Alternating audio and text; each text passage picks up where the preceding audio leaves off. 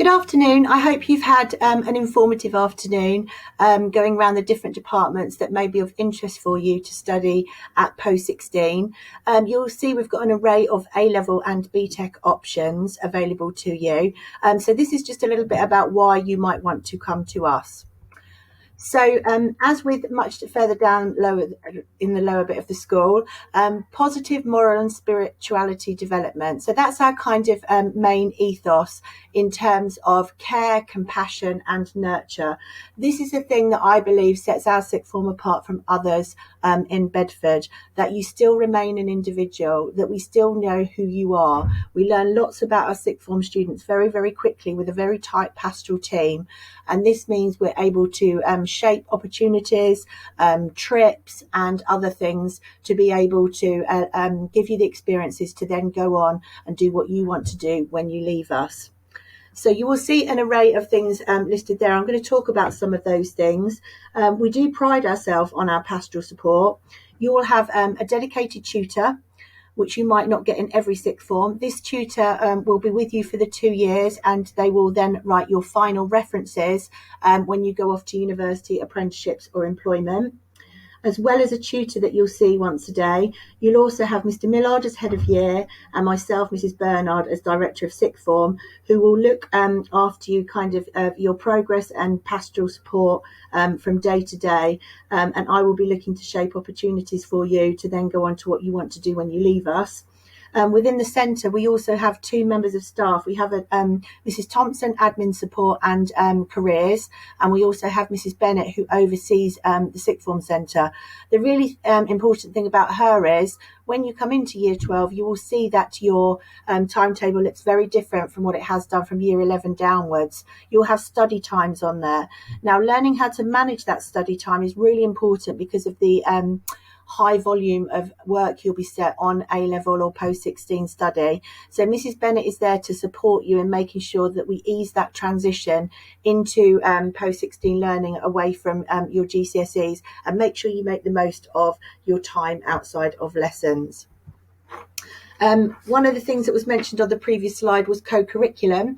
So when you do leave us, it's not just 3 grades we hope you take away with you. We also want you to have the skill set to be successful in higher education, employment or apprenticeship.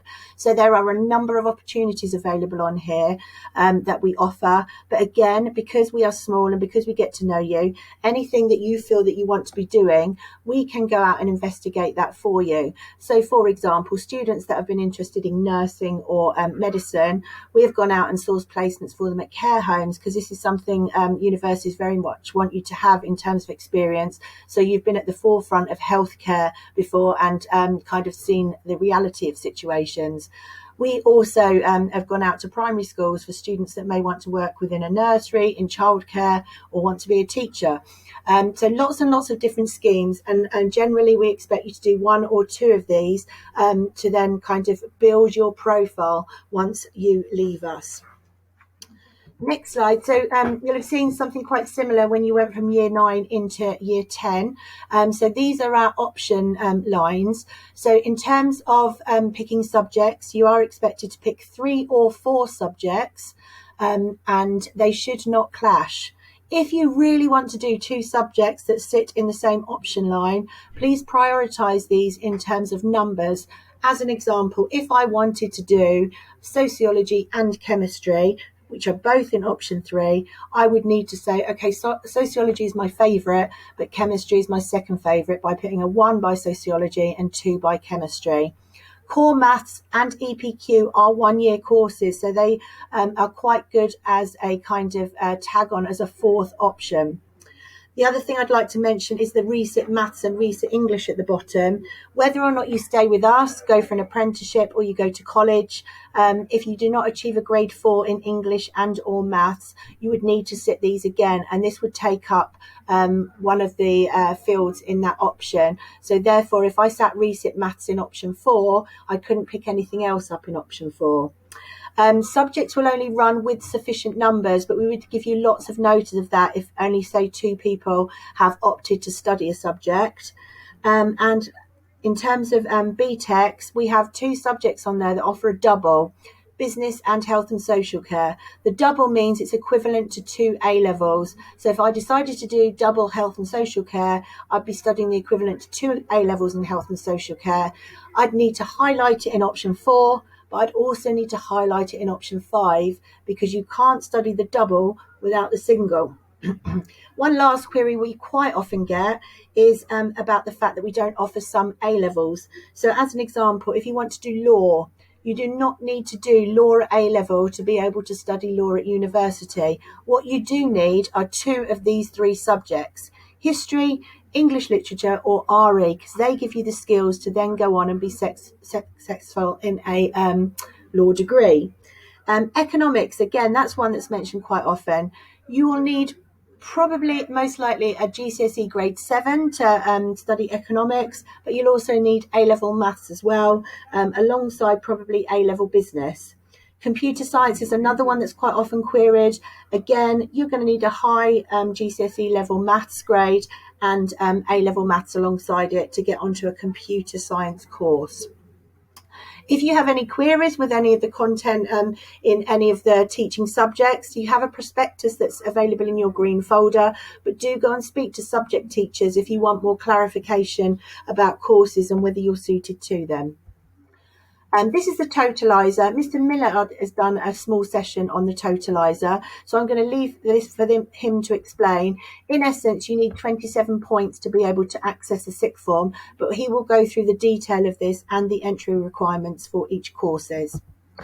And finally, I just wanted to kind of go on trips. In terms of trips, we haven't been able to do much at all this year. In fact, anything due to COVID. However, in normal times, there is lots and lots of opportunity available to go out and go on to trips. Now, these can be subject related. So if you're into engineering, science, humanities, drama, or they could be pastorally related. So we go and have a culture trip to go and experience a city. And we also have university visits to kind of raise your aspirations of where you might want to be.